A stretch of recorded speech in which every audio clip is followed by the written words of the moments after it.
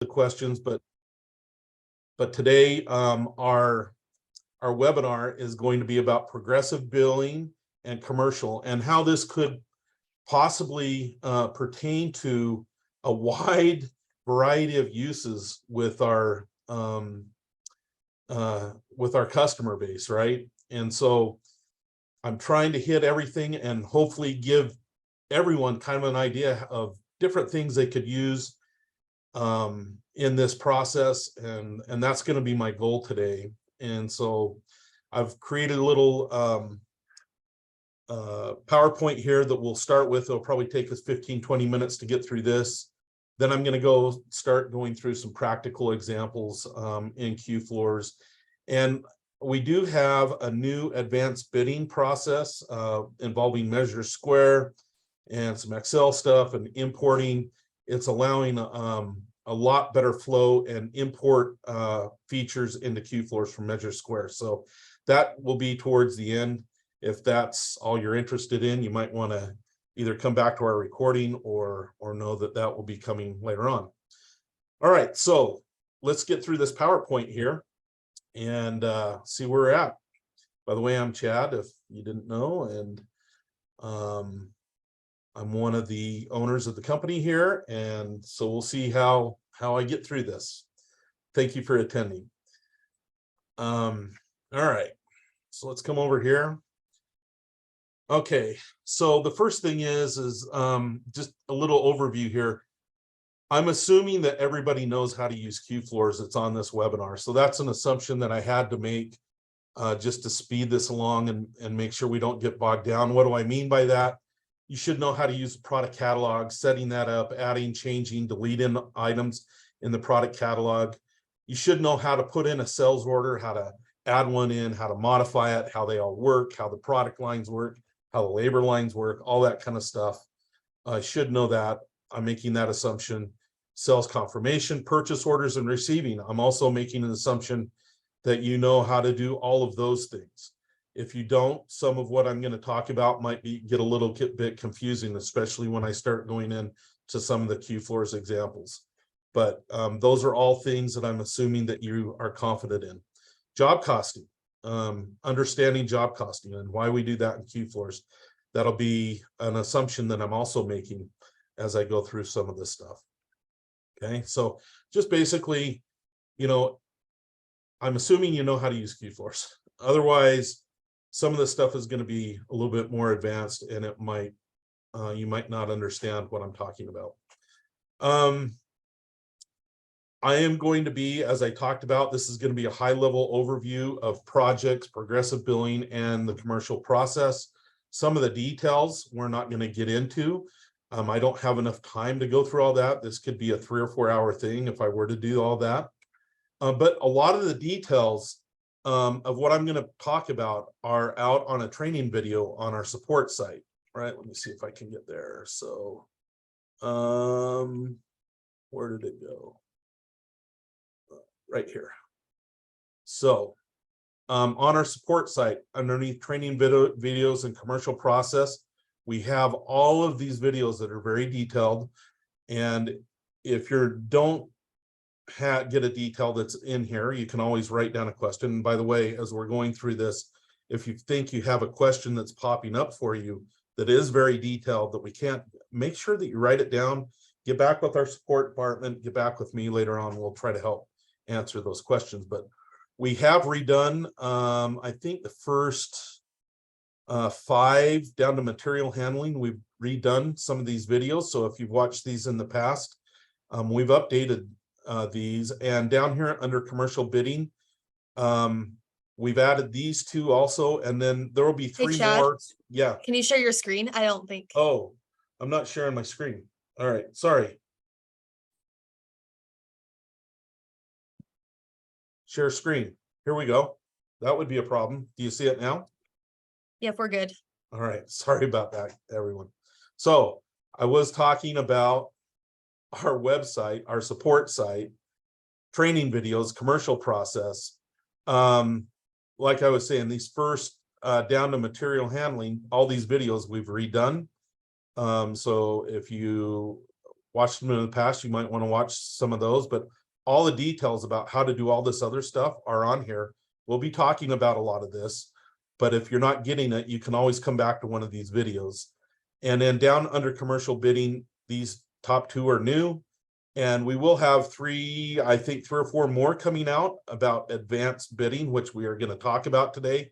We don't have those videos quite finished yet. They should be there by next week. So just know when we talk about advanced bidding, you'll have some more videos coming out down there at the bottom by next week. Okay. All right, let's get back. I already went through this slide here that you didn't see before, but now you can see it. Okay. So we're down here to this high level overview. The details are on our support site over here. Okay.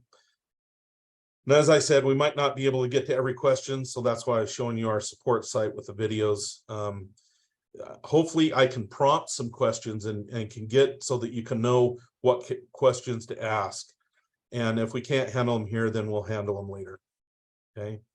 And then I also had mentioned that part of this will be, we'll have a section on what we call advanced bidding, the end of the webinar, that involves some new features with Measure Square and importing into QFloors.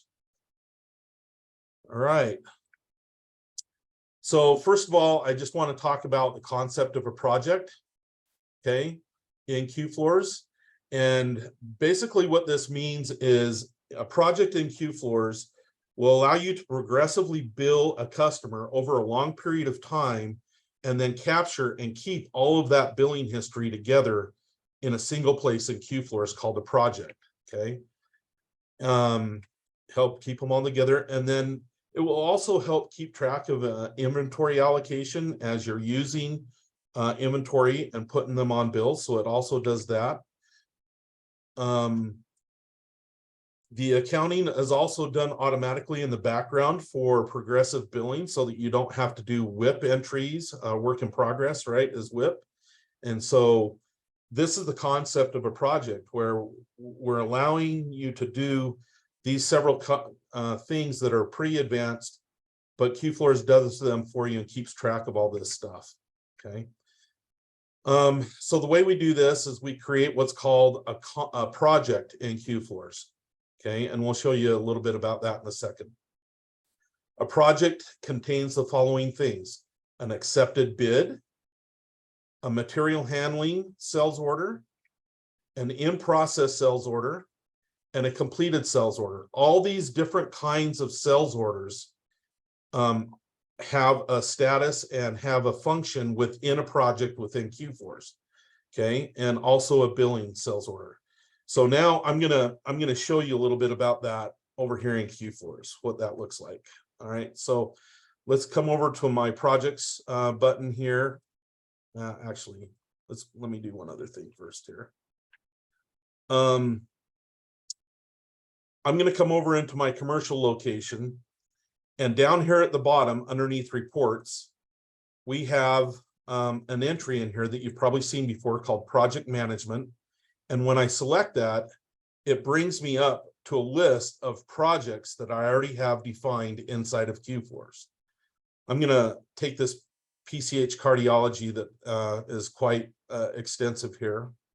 I'm going to select this project, and you'll see that there are all these different kinds of sales orders that pertain or that belong to this project. Right here is called PCH cardiology, right? And this is my original bid in there. I was talking about the different kinds of sales orders you can have. A bid you can have in there. I also talked about the concept of a material handling sales order. And then I have these in-process sales orders, as well as the ones that are done and completed right here. You can see they're completed up at the top. And then I have this one down at the bottom, which is also a billing sales order. So you can have all these different kinds of sales orders that belong to a project. Now, not every project would have every one of these, depending on how complicated that you are and what you're trying to get done and accomplished. But just understand that the concept of a project is attaching a bunch of different kinds of sales orders that do different kinds of things into a project where you can see them together, right? And then if you look here, I have this projects button down here. If I click on it, this can show me a list of all the different projects that I currently have going, right? So right now I'm my active projects. I could do all projects or even closed projects, and I can search by project name and stuff. So there's some filtering features up here, but these are all the active projects that I have going right now. And you see that PCH cardiology is one of the ones that's in there. If I double click on that item right there, you can kind of see more of the details of the project. It looks a little bit more like the QFloors screen, but it has these separated into more of a report format, so you can see how much is done and how much profit you're making on each one and stuff like that. Okay, so this is called our progressive billing report. So that's kind of the overall concept of a project and what we're trying to do here. Okay, so now who could use these features, right? What kind of dealer, what kind of QFloors customer could use these? Well, our retailers can use these in different ways, right? And the way a retailer may use a project is where they want to bill for a job that's in stages over several months, but it's just one job. And they want to create 5 or 6 different billing sales orders, split them up into different stages so that they can bill over time. And creating a project and then attaching all of those sales orders into a project would be a way that you could track that and keep them all together. Okay. Jobs that need to be billed on separate sales orders but need to be kept together. So it's kind of the same concept. Maybe you're not doing it over several months, but you have 5 or 6 different sales orders. Maybe you have hard surface, soft surface, or blinds. You want to put those on different sales orders. We have an overage feature in QFloors where you can connect 2 together, but this would be if you want to connect more together. So this is how a retailer that's not necessarily doing commercial might use some of these features that we're talking about. Okay. Of course, we have commercial dealers that do large bid work, and they would use all of the features that we're talking about. And so, different kinds of QFloors customers might use these features in different ways. Okay. And then obviously dealers that need to do both, that have a retail and a commercial business, both, and they need to do both. The cool part about QFloors is you can do them all within QFloors. You don't have to have 2 separate software programs, which most people that are in that situation that don't have QFloors, they have more than one software program, or they're trying to do commercial inside of their retail package, which also doesn't work very well. So that's the cool part about that. So my job today is to help everyone understand how these features could be used for their specific company's operation. Okay. And as I've mentioned already, some of these details will probably come later. All right. So let's talk about creating a project. And the first thing you're going to do is have a project name. I'm going to show you how to do this really quick. And so let me show you how to create a project really quick inside of QFloors. So I already have one that I started on over here. Let me see if I can just use that. So let's see. Templates. I thought I had created one.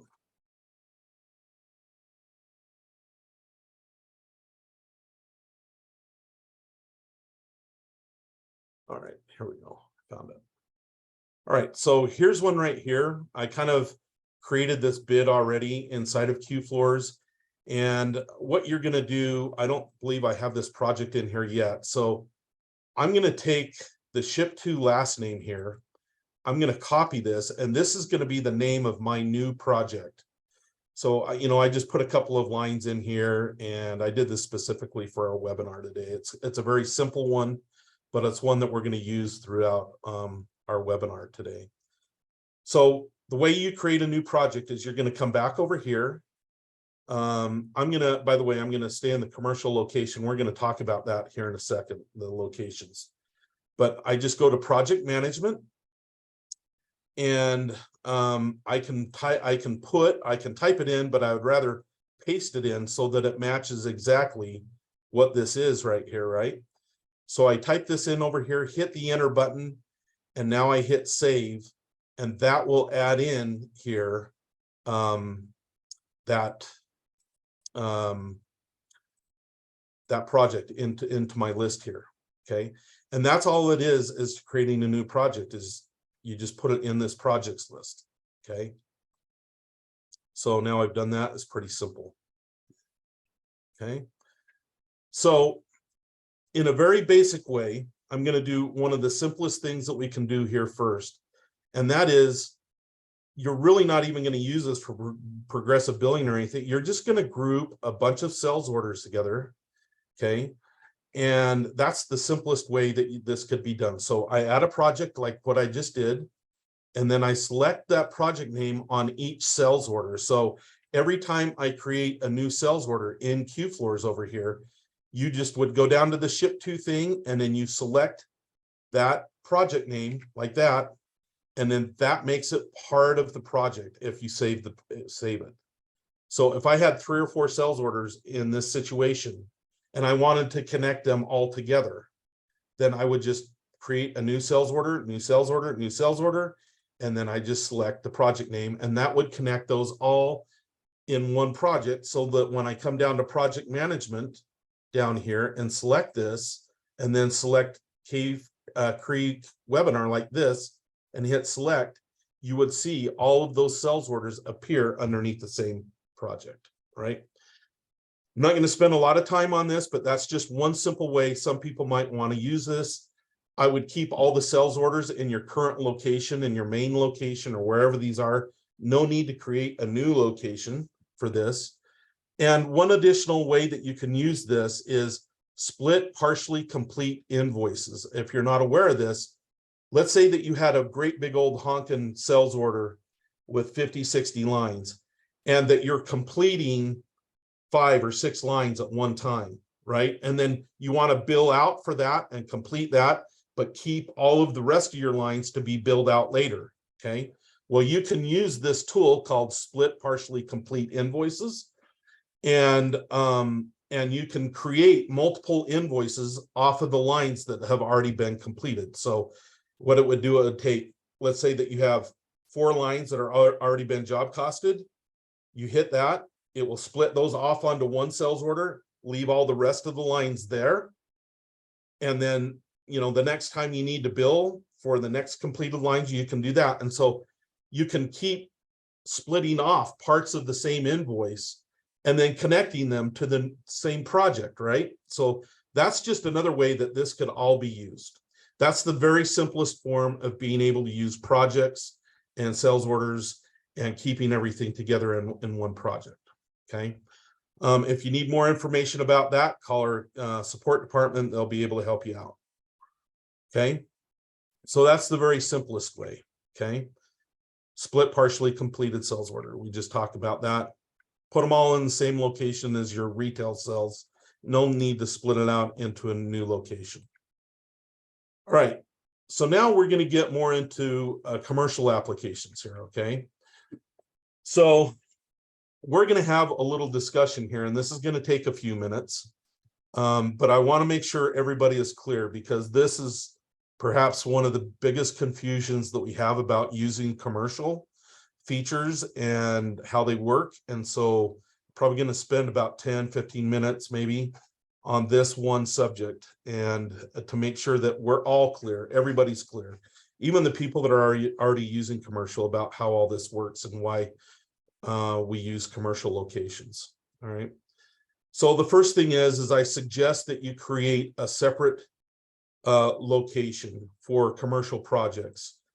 Even if you're just doing progressive billing on the retail side, I still suggest that you keep these kinds of projects more advanced than the ones that I just showed you. Anything more advanced than that, I suggest that you create a commercial location in QFloors, like what we did up here under our setup locations. we have a commercial location here that's separate from our retail location. So you're going to go ahead and create a separate one down here just to keep track of these progressive billing projects. Okay. So I want to talk about the commercial button on a location, all right, and the special features that it has. So you'll see up here at the top that there's this little button here called commercial, right? You'll notice that I don't have it selected yet on my commercial location. There's some reasons for that. I'm going to keep it like here for this way for a second. But this button has some special features, and let's talk about these for just 1 second. Okay. First of all, when you click that button and make it, when you click the commercial button and make it a commercial location with a commercial button, the written cells for that location are handled differently. Written cells are counted as your proposals would be counted as a written cell, not as the cells underneath the sales tab. So you got to understand there's a real distinction there.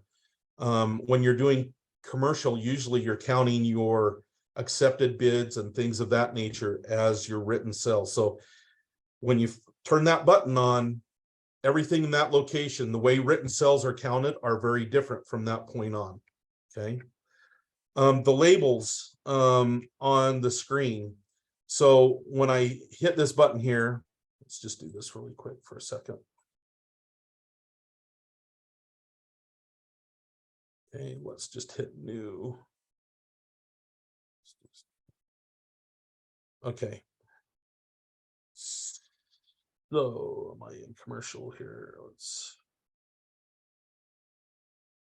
Okay. So you'll see here, let me just hit new again.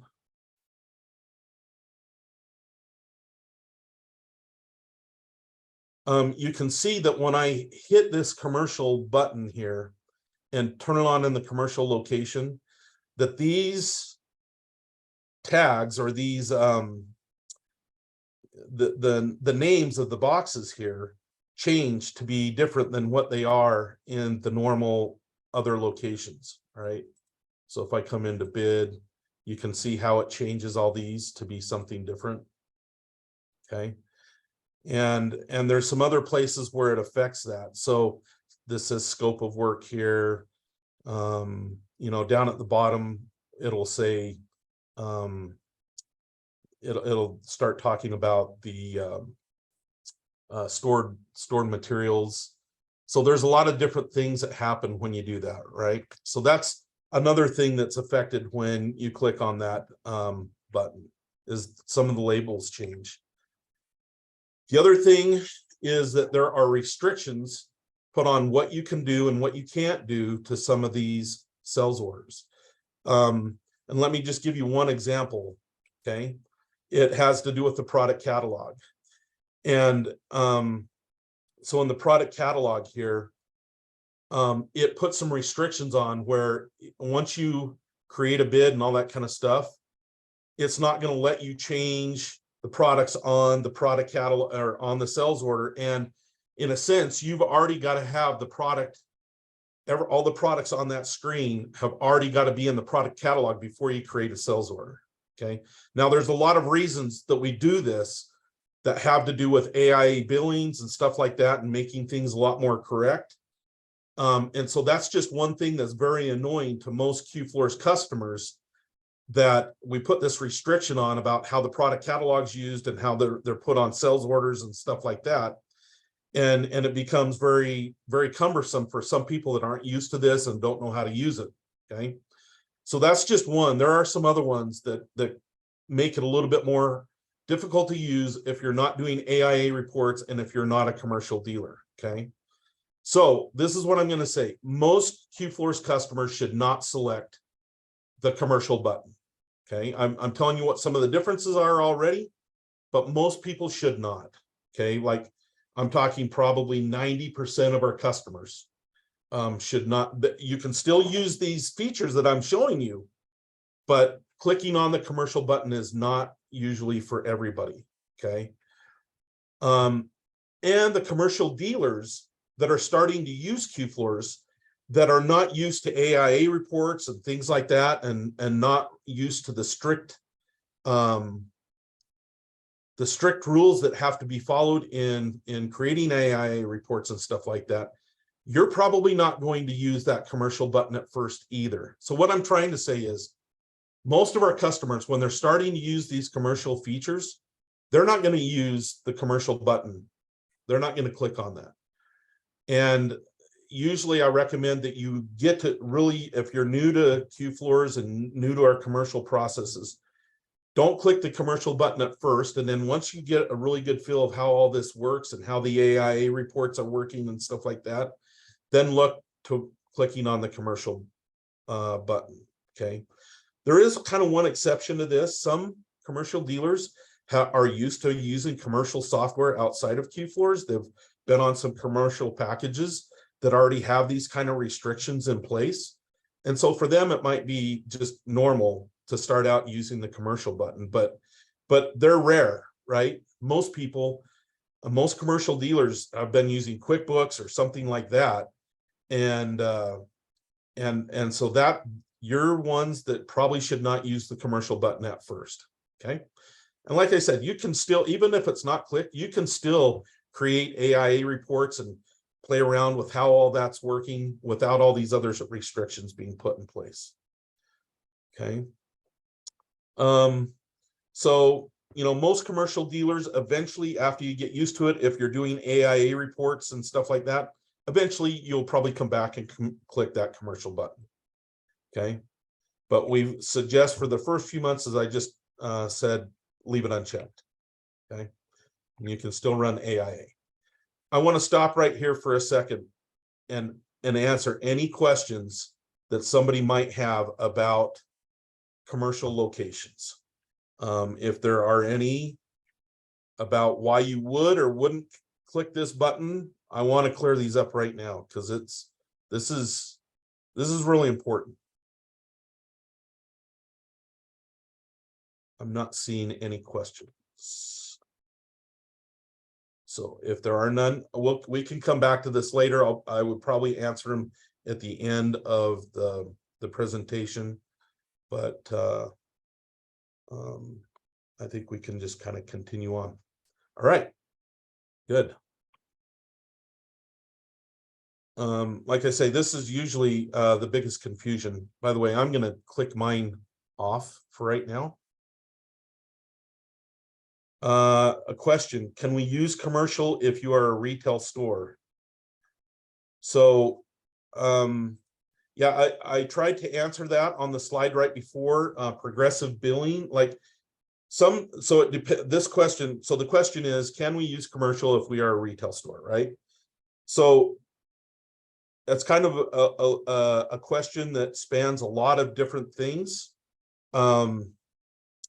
But it's important. So I showed you how, if you're a retail and you want to split up a retail sales order into 3 or 4 different ones and track them together through project management, yes, you can use it that way. If you're a retail store that also does commercial, then yes, that's the cool part about QFloors, is that you can do bid work, commercial and retail in QFloors just by separating. Your main store would be your retail location, and then you would have a separate location for commercial, keeping them separate. But yeah, you can do that. Okay. So if you have any more questions about that, we can answer them later. All right, let's move on. Thank you. All right, and notice that I took that box off here so that I don't have any of these restrictions as we're going through this. So even me, it just gives me more flexibility to show things, to go back and forth without having that checked. Okay. All right, let's continue on here. Whoop. All right. So what I want to do now is I want to take a simple project that we already have in here and kind of run through the whole project kind of concept, right? So I showed you before, if we came down to the other one right here, this PCI cardiology, and I select this, you know, this has got everything on it, change orders, material handling, all this kind of stuff, and multiple billing invoices. So this one's kind of like in a done state right here, or an in progress. I want to show you how we would do all this and create all these in a very simple way. Okay. So I'm not going to use this one. I'm going to use that brand new one that I was working on before, the one that we just created. So let me go back to that real quick. And this will just give everybody kind of a high level idea of how some of these features could be used in a commercial setting. Okay. So the first thing we did is I created this bid already. I attached this to a project. So we now have this Cave Creek webinar project that's in our system, right, that we can see here. So once you have an accepted bid, by the way, the bidding process, I'm assuming that we already went through all that. At the end of this presentation, I'm going to go through the bidding part of this, but I'm going to assume that we already got this bid. It's been accepted by the customer, by the contractor, and now I'm going to start the process of installations and all that kind of stuff. So accepted bids are always templates in our system, which means they're always proposals, and they're never going to change from being a proposal. It's always going to be here because this is the document that we compare against as we start to do projects, okay, and project management. So I always start here. So the first thing you always have to do is you have to order the products, right? Before you can install or do anything else, you have to order. So in here, we do what's called material handling sales order. So since it's a template, I can click on new here, and I want to do all of my lines on a template. By the way, I'm assuming you know how templates work. So if you don't know how templates work, you're going to have to go get some help from our support department. But this is going to be a special template called material handling. When I click on this and push OK, it's going to create a brand new sales order in here with no labor, product only. Okay.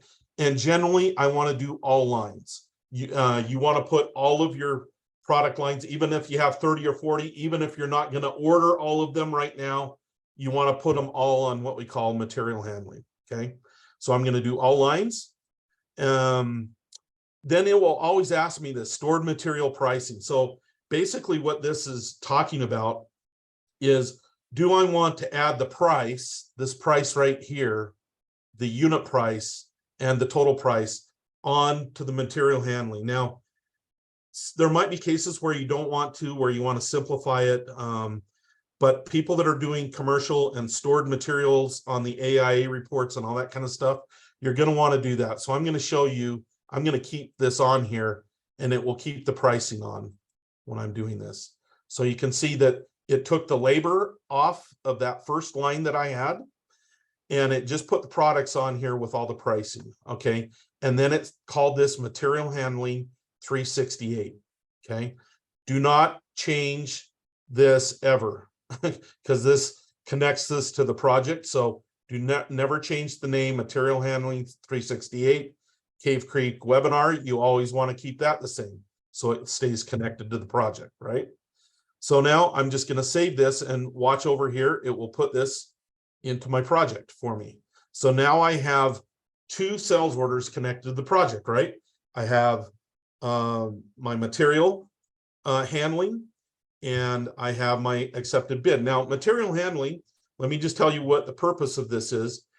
It's to be able to order the products for this commercial or this for this project, okay, and be able to assign parts of the material to different work orders as we're creating the work.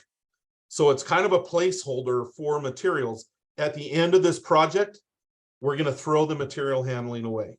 Okay, it's not even going to be coming into play. So it's kind of like a temporary thing for ordering. So what I'm going to do now is I'm going to go ahead and order for 369. I'm going to go through this ordering process really quickly so that these become reserved. So I'm not going to explain exactly what I'm doing here, right? So I'm on sales confirmation. I can come to cell number 369. And if you don't understand any of this, you'll need to get with our sales department. So I'm just going to create purchase orders for all of these. Oh, it doesn't have manufacturer. That stinks. I think it's Mohawk. Perfect. I'm not going to tell everybody what just happened there. I'm just going to do it. Sorry. And then I'm going to finalize these, right? Then I'm going to go over to purchase orders, delete this, and the latest ones should be up here at the top right here. So I'm going to receive these. Reference number 1, 2, 3, something like that. Okay. On order, actually that was, I created the purchase orders. Now I'm going to receive these. Okay. And now they're in my stock. And the whole reason I did that is so that these become ready, right? There's a whole ordering process that goes through there. And the details about some of that stuff and the POs, they're on those videos that I already referenced. So you might want to watch those. It goes through a little bit more of the ordering process and some special features that we have there. So now I've ordered my product. It's in stock. Now I can start creating what we call work orders, right? So I go back to my accepted bid again. And let's just say that I'm going to do, I've got 20,000 square feet on the top one. Let's just say I'm only going to do the first line and some work on the first line, and we're just going to do 5,000 square feet. So I hit the new button again on the template on the accepted bid right here, and I'm only going to do line number 1. Okay, like this. So I click on line number 1, and it's like, oh, you've got some Lansing here, 20,000. How much do you want to do this time? And I'm only going to put in here 5,000, like that. Okay. And then I'm going to push OK right here. And when I do that, it's going to create a brand new sales order in here. And you can see that it's got 5,000 in process of the Lansing. It's also got the labor on it. It knew that I needed labor for this also for 5,000. I'm going to hit the save button here. And when I do that, it's going to put another sales order over here in my project. So you can see that it's in process. And I could do something like first floor, right? I could do carpet, first floor, something like that. Okay. And just save this. So now I know that I have my in process item here that's on the first floor carpet. Okay. And I keep doing that. So this would be my first work order. And I keep doing that month after month after month, creating these work orders, right? So you're usually billing out a month at a time. So you want to put the work in here for a month, usually. Okay. So this is one. Let's just do another one. And I'm going to come back and just do the first floor again, or I'm going to do that first line again. Number 1, push OK. It's going to come up and say, oh, you have 15,000 feet left or square feet left. How much do you want to do? Let's do 7,500, right? Whoops, I clicked on the wrong one. Sorry. In process, 7,500. I'll bet everybody was saying, well, don't do that. Okay, 7,500, push OK. Okay, push save again here. So now I have my second one here, and I have, let's do carpet, second floor, like this. Okay, so now I have first floor, second floor. Okay, and let's say now we've completed the work on the first floor. So I'm just going to come back here and do my job costing for the first floor, right?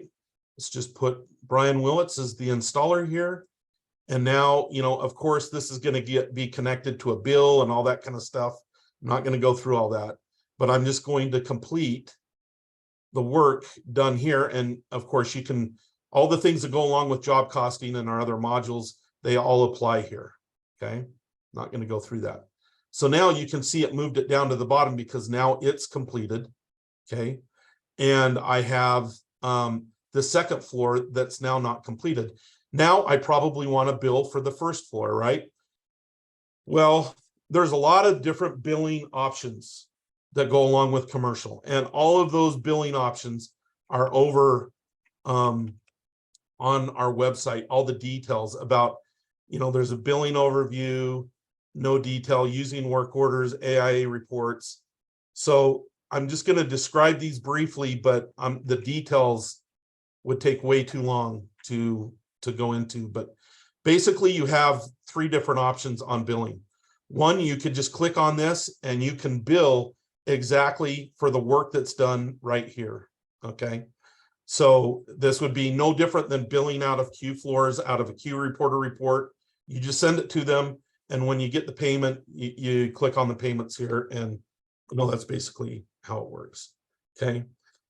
The second option is that you can delete all the payments on this so that it comes up to a zero invoice, and then you can create a brand new billing invoice that's separate from all of these, right? So you would hit hold on here, you would come back to this accepted bid right here, hit the new button, and do a billing percentage of a certain amount, right?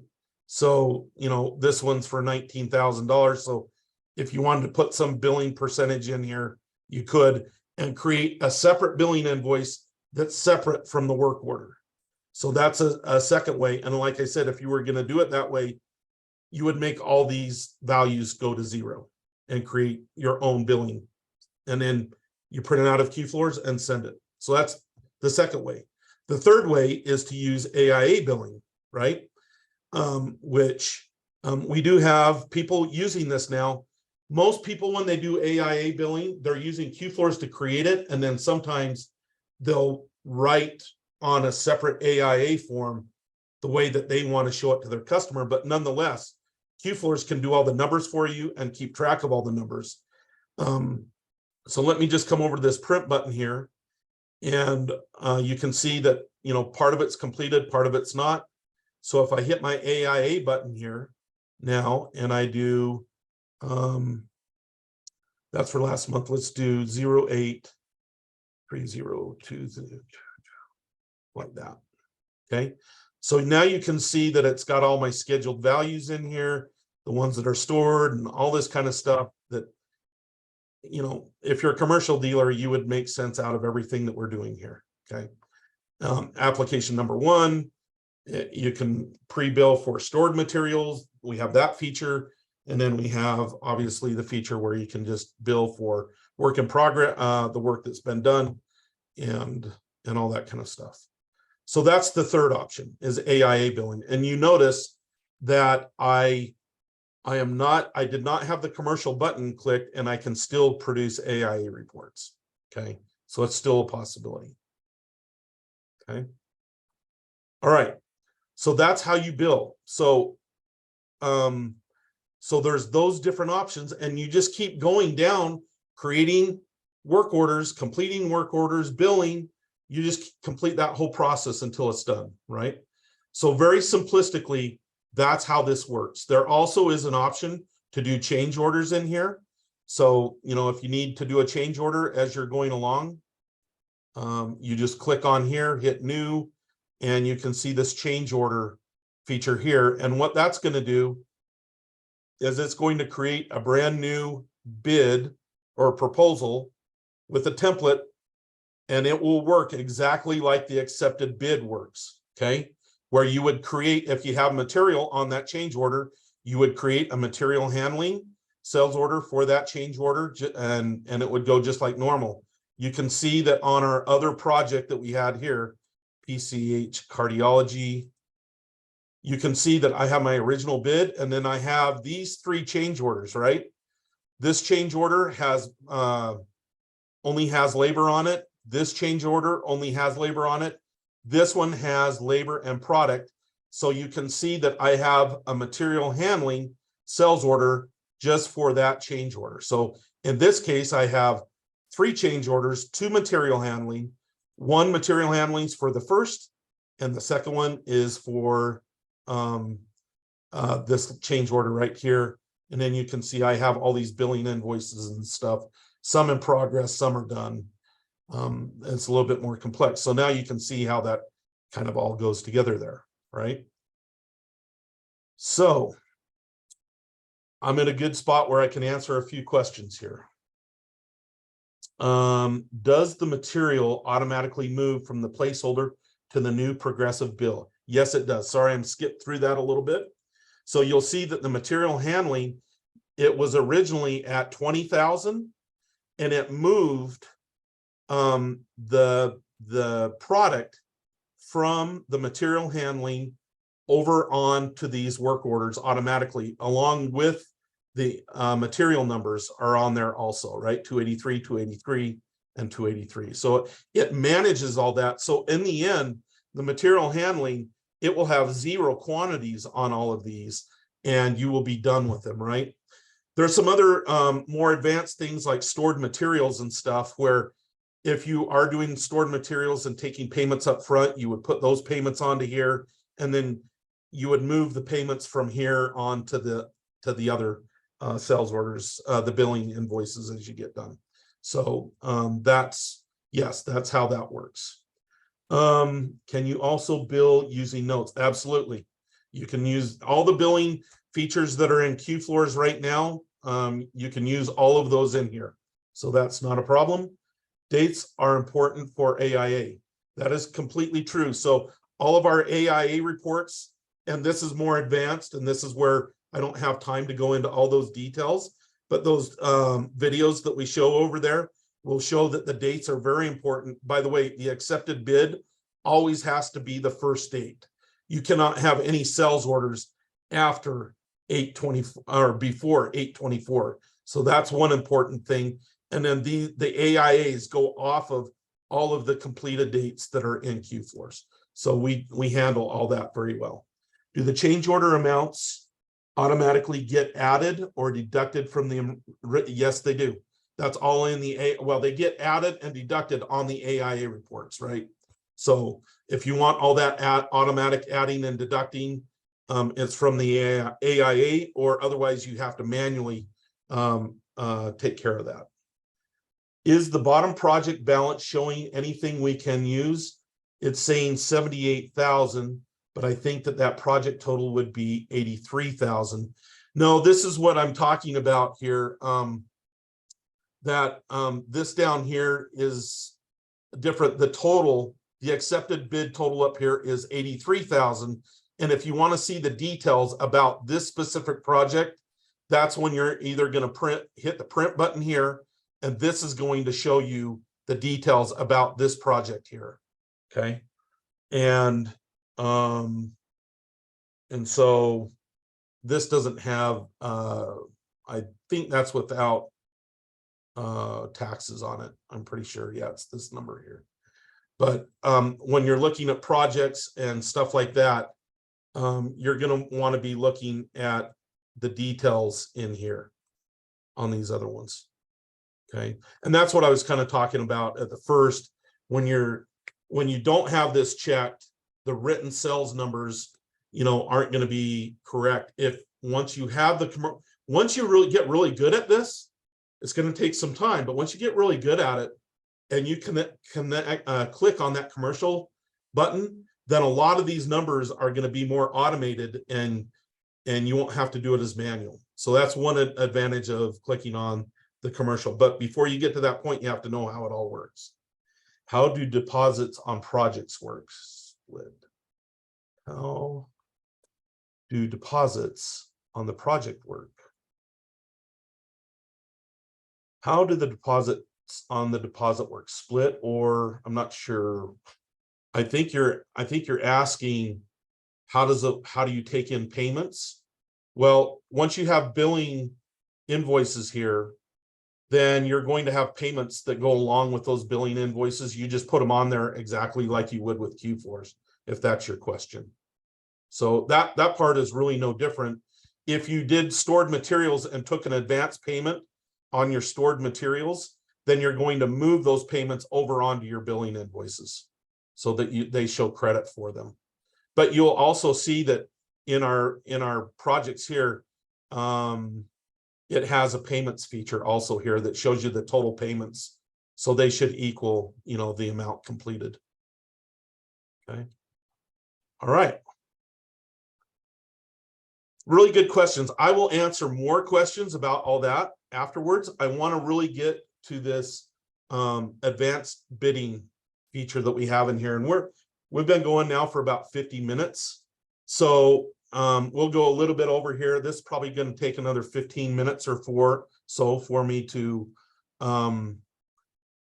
go through. So the rest of the questions and stuff I'll take at the end of this. So I'm probably going to go through this whole thing and then take all the questions at the end. Okay. So this is kind of a general overview. The details are on our training page, or you can call into our support department if you've got questions that you've written down that are more complex. Okay. But we have this new thing called advanced bidding. So this is showing the process of how QFloors works with commercial at a very high level. Okay. The whole thing about commercial though, okay, now I'm out of retail completely. If you're a retailer and aren't interested in commercial, you can hang up now or whatever. Okay. But commercial bidding, okay, this is like the lifeblood of a commercial dealer's business, is being able to bid correctly, fast, accurately, and do it over and over again on a consistent basis, right? If you're sending in bids that are too high, you're not going to get the work. If you're sending in bids that are too low, you're going to lose money. And so there's a very fine line in this thing, and there's an art to being able to create a bid, and not just create a bid, but how fast you can do that is very critical, right? Like if it takes you a whole day to do one bid, well, you're already going to lose the game too, because the name of the game is how many bids can you create accurately and fast. How many can you do? And because the more you create, the more chances are that you're going to get to win it. If I'm not saying that right, if somebody wants to tell me I'm up in the night, then you can tell me that. So, and we can have that discussion online. You can educate me a little bit more, but that's really the key to all of this. Okay. And so there are some tools that you need to use in a very efficient way to be able to do fast, accurate, and then get them into QFloors as quickly as possible. That whole process needs to be really good. Okay. So there's some tools that we're going to use here. The first one that you'll see in just a second, it's called the bid template. Okay, this is an Excel file that Measure Square has created, and we're now using it and adopting it a little bit more. We've modified it and updated it, and we're going to be supporting this file on an ongoing basis. And it is an Excel file. This is kind of what it looks like. Let me show you real quick. Bid template right here. Okay, this is what this Excel file looks like, and you can see that we're going to be importing information from Measure Square into all of these boxes here, and you'll see how that works in just a second. So I'll show you that, but this is one tool. So if you don't already have this, you can, and notice mine is read-only here, right? It should be read-only for you too. If you don't already have it, you can download that bid template Excel file from our import a Measure Square default bid page on our support site. So that's one tool that you're going to need. Okay. The second one is you're going to need Measure Square. Okay. This is the commercial version of Measure Square. It has a lot of great advanced features on how to take off of PDFs and how to actually apply products into here. And, it's got all your trims, your bases, your walls, it's got all kinds of stuff, right? All kinds of advanced features on how you can quickly do takeoffs and do estimations. If you're really a commercial dealer, you need this. I don't see any other way around it. you need to have this tool, you need to be proficient at it, or you need to have somebody that can do this. There are services out there on Measure Square's website. I should have probably brought that up, but they have partners up there that will do this for you and get you to this spot if you don't have the capability or the expertise in taking off these bids, right? So the whole reason you're going to do this is so that you can get the quantities, okay? And so that's the first thing, is you've got to get to this point where you've got an estimate, it's all been calculated, you know what all the quantities are, and then you can see that I'm going to bring up their product catalog here, and you can see kind of the details of their product catalog. By the way, before I do this, once you do the estimation and stuff, it has it all on this worksheet over here, all the quantities and everything. That's beyond what I'm going to talk about today, but what I really want to get to is their product catalog here, okay? And the reason is because this is what's going to be imported into the bid template and ultimately into QFloors, okay?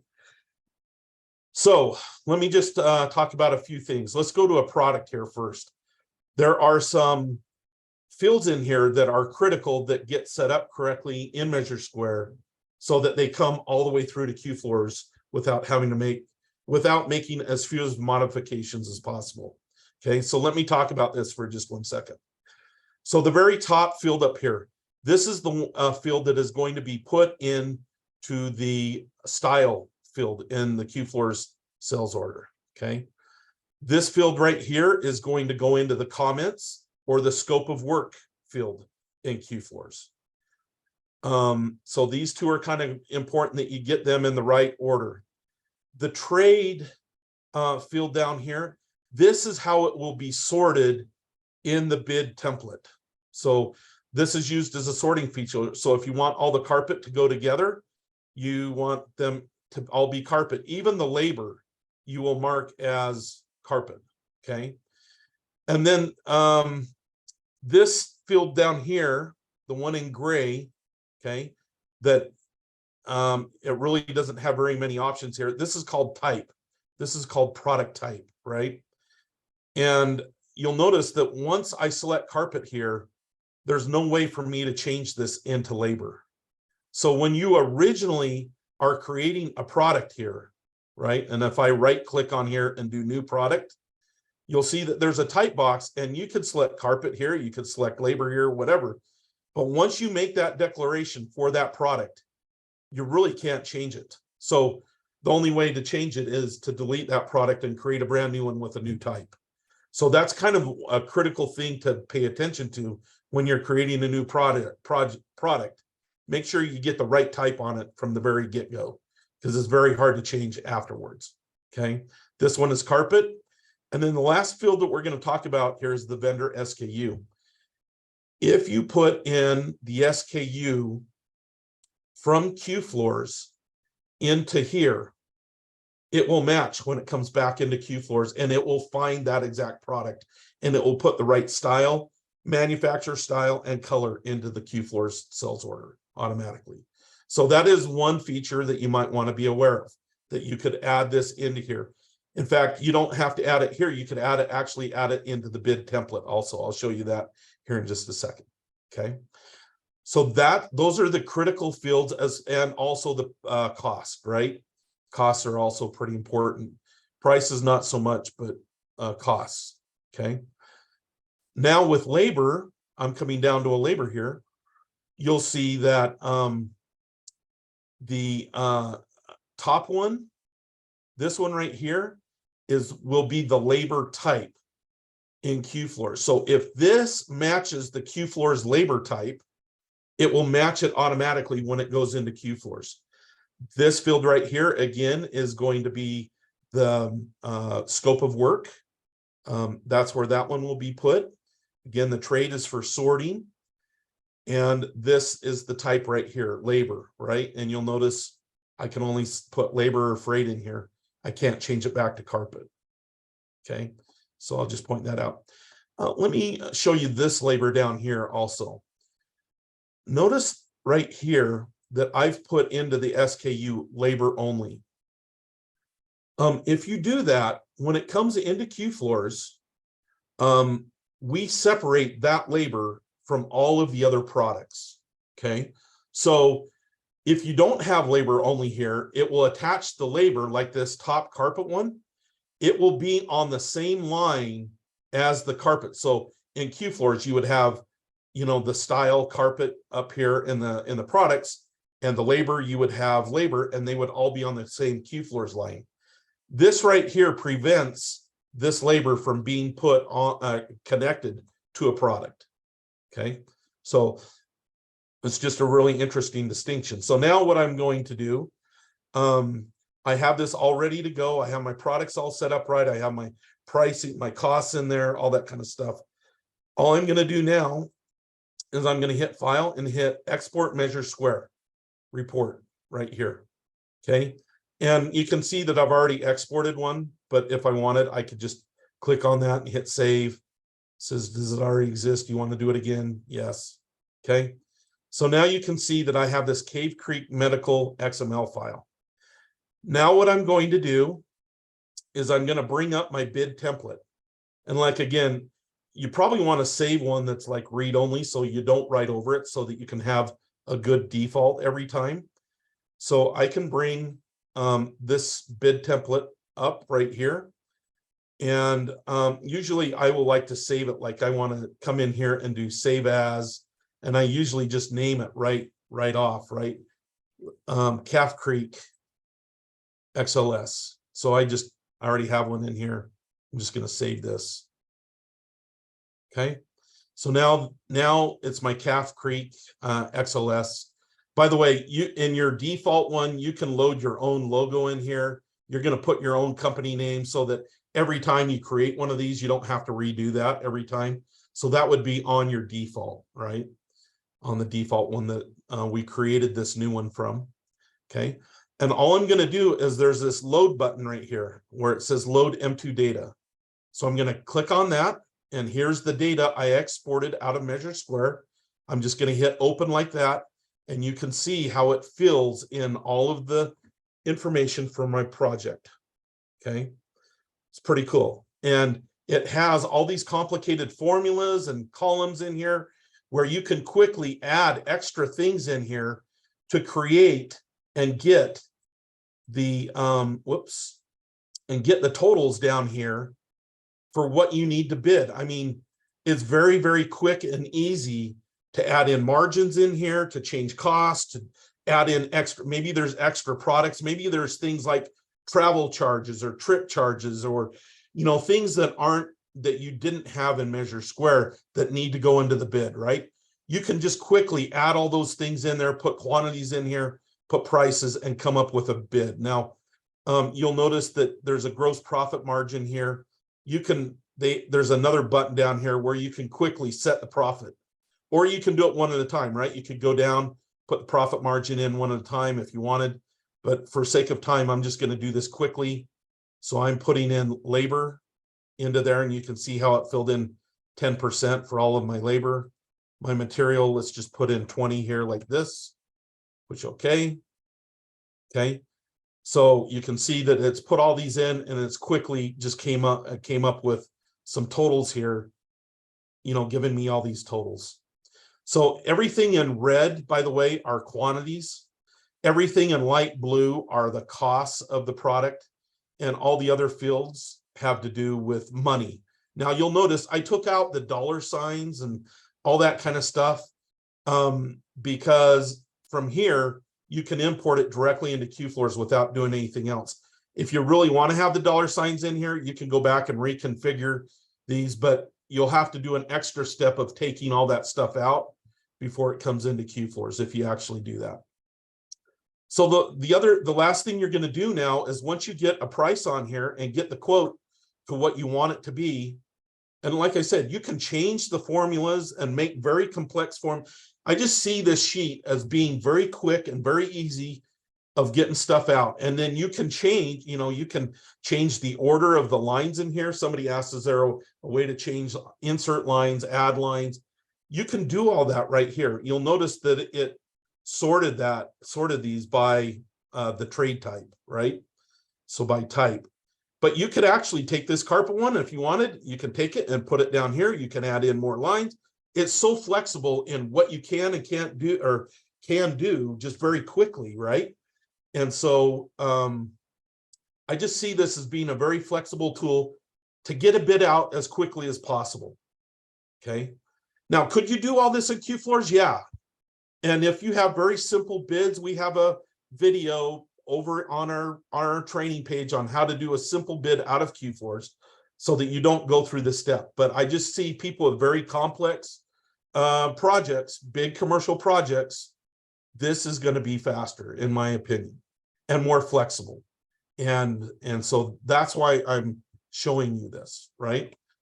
So the last thing would be to create the proposal, and we have these 3 different formats that are already in here. Again, you can change these formats, you can do whatever you want, but if I just hit that button there, you can see that it creates a proposal for me just like that I can send out, or I can modify the numbers here if I want, whatever, right? Put in, you know, who this is to and the contacts and all that kind of stuff. Okay.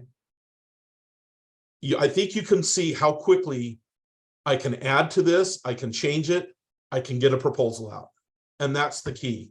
If I can do 4 of these instead of doing 1 in QFloors, then you win.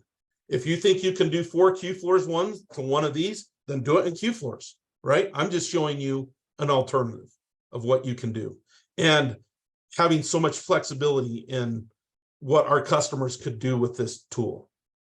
I hope you can see that. If you can't, maybe there's some questions, and then you can teach me on how this possibly is not better than going directly to QFloors, because you could, but moving lines around, you all know moving lines around is not QFloors specialty, right? Doing complex formulas to come up with a number is not QFloors specialty. Okay. Simple markups and stuff like that, QFloors can do. Okay. So once we have this all in here like this, I'm going to show you this last thing, then I'll take some questions, right? So I'm creating, let's just say the situation, I've created 10 bids out of here using this tool. I win 1 of those bids. I get it, like I actually get the bid. So now at that point is where you probably want to put it in QFloors to start doing all that other stuff that I just taught you at the first of this webinar. Okay. So the way that that's done now is you're going to bring that file. So, you know, we would go ahead and save this file, Calf Creek XLS, like this. And by the way, we can put the company names in here and everything. Let's see, the project's going to be Cave Creek, you know, something. The company is Layton Construction, like that. And contact will be, I like Larry Bird, right? So you can put these things in here. Let's go ahead and let's save this. Okay. And then let's go ahead and I'm going to now, so I win the bid. So I come back and I've got this Cave Creek XLS in my system here. I can just bring that back up. And then I want to create what's called a CSV file, right? Save as, and then I come down here and I put CSV, and I like to put Cave Creek CSV here. So you can see that I already created one right here, but we'll save this again. Okay, like that. Okay, now I have a Cave Creek CSV out there. By the way, most of the time you have to go out of this once you save it. The QFloors complains if it's already open. So I'm just going to get out of this real quick. Come over to QFloors. And then I'm going to go File, Import, Measure Square Bid Template like this. And then I select the CSV file that I have, not the one with the Q, the one without the Q. Okay. Oh, by the way, you got to be in all locations. It will put it in the very first location right now. That's what it does. So Cave Creek CSV like this. It says that it's imported 1. I want yes. I want 1 sales order coming in.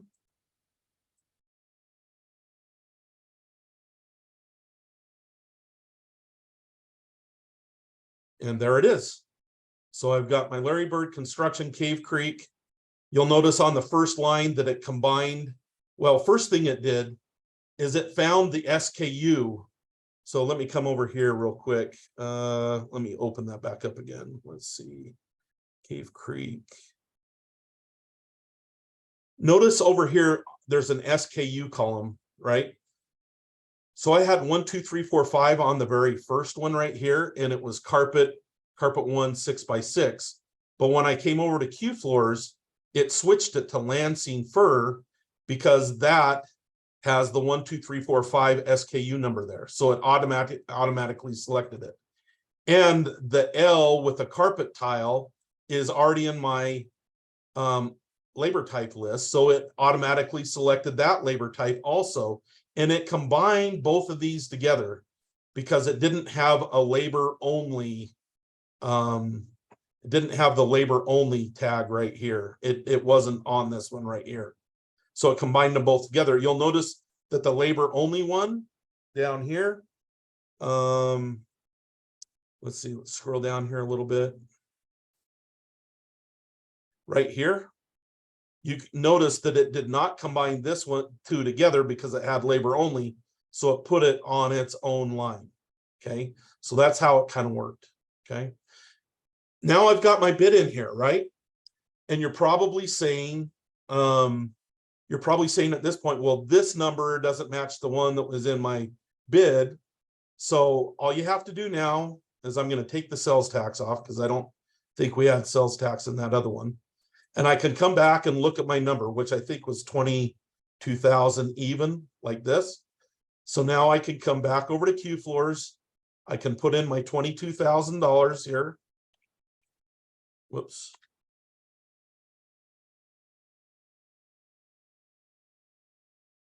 So it changes it to 22,000, right? It takes out all of my prices because that's how that feature works in QFloors. But then you can go back and set the exact recalculate empty unit prices here like this. You see that? How it puts all those prices back in. And now I have my 22,000 exactly. I changed this over into a template, changed it over into my commercial location. I create the project Calf Creek there, and I'm off and rolling just like I was on my other one. Okay. So that's how that whole process works. It's pretty slick. Okay. And pretty flexible. I will just show you that over here, under here, we have simple bids. That's a different way of putting a bid directly into QFloors. You can actually import in from Measure Square into QFloors. But like I say, you can't switch, once those lines are in there, you can't switch them around. Okay. All right. I think that's what I've got. We're at 3:15 or we're 15 past the hour right now. I think I'm going to go ahead and take some, that's called advanced bidding. That's kind of a new feature that we have. By the way, you need to have the latest version of QFloors that we just released last night. And you have to have the latest version of the bid template file that's out on our website right now in order for this whole thing to work. If you're using an earlier version of QFloors or bid template, it won't work. And also the latest version of QFloors out there, we did fix a bug with that was in change orders. So it has those couple things in there. But yeah, so just be aware of that when you're wanting to use all this. Okay, I'm going to take some questions here right now. Okay, I'll read them out loud. The Measure Square Excel, could that be used for template pricing? Measure Square. Sure, you can use it for whatever you want. So I think the question is this template thing, you can use it however you want. If you wanted, you don't have to import. You can add your own lines. That you can use this outside of Measure Square, however you want to use it. And you can add more lines down here. You use it however you want. Okay, so I think that was that question. Does the labor price carry over or use default pricing? The prices carry over both from the labor and for the products. That includes the costs and retail price that are imported, they carry over from the Excel file, from the bid template. All right. Any other questions? I mean, that was only 2 questions. I'll wait here for a second. I mean, is this cool or not cool? You can tell me that. Or is this just stupid? Or are we going down the wrong path here? I really think coming back to accurate, fast, quick, getting bids out as fast as possible, I think that that's what this can do. Okay. And flexibility. It's more flexible to do it here than in Measure Square too. Like Measure Square has a bidding module, just like QFloors has a bidding module, but this gives more flexibility to people. Okay. And you can create your own default reports like this. You can format them however you want to, and then save them as the default, right? And if there's some crazy stuff that you want and need programmed in here, we will do the programming for you just like we do for Q Reporter reports, right? So if there's things in here that you can't figure out, then we will, program them in here for you and create your own custom bid template for you, and that you can use as your default. And so all this is customizable. We'll always start with the one that we're downloading, right? And you can see, because of these buttons in here, there's some custom programming underneath that you guys can't see or that you can't use. And so if you need us to change some of that programming, we can do that too, just like Q Reporter. What is the title of the Measure Square Excel file download? Where do we find that? Okay, so the bid template is the name of it. And so if you just go onto our QFloors support website and type in bid template up here under the search, or you can type in this, import a Measure Square default bid template into QFloors. It'll bring up this page. You click on this right here and it downloads the Excel file. I think that was both of the questions here. So this Excel file, go to our knowledge base in our support, import Measure Square bid template Excel file download. If you can't find it, call our support department. They'll get it for you.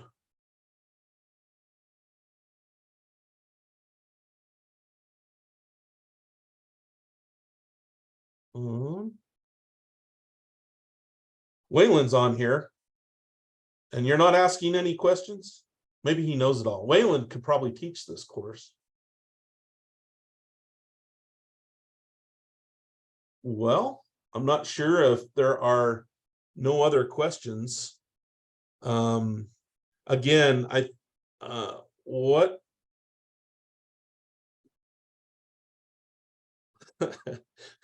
what can QFloors commercial, somebody asked, what can QFloors commercial not do? I think it's pretty complete. It's, all the way out from very simple. I think hopefully that's what I was trying to show today, is there's some pretty simple features that retailers can use that are not doing commercial that could help you in your retail business. So hopefully I showed that. But then I also think I showed that QFloors has this full scale commercial product that is elite with all the products out there. Really, to tell you the truth, Pacific Solutions, who is another company out there that sells commercial, they're probably the only other ones that I would even consider. And they're a separate product. You can't do retail and commercial in the same one. And last I checked, it's about 10 times more expensive than QFloors commercial. I mean, they're in the $50,000-$60,000 range for a 5-user system for a commercial package. And I don't think it's as user-friendly as what we have here. So I really think that we have a cool, great package that can handle everything. And all of our other competitors don't even have commercial packages. You're really just doing commercial stuff inside of a retail package. So that's what I think is so cool about all this. And, we've improved it. It's, over the years, we continue to improve.